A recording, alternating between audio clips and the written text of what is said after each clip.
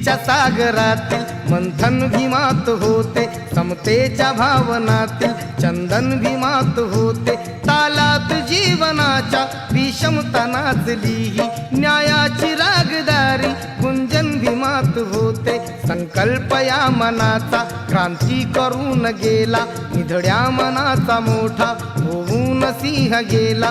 दिपविले कैक ज्ञानी माझ्या धुरंधराने, इतिहास घडविला माझ्या युगंधराने। ती आस नाही केली श्रीमंतीच्या धनाची, फुलविली बाग ऐसी येथे परिश्रमाची।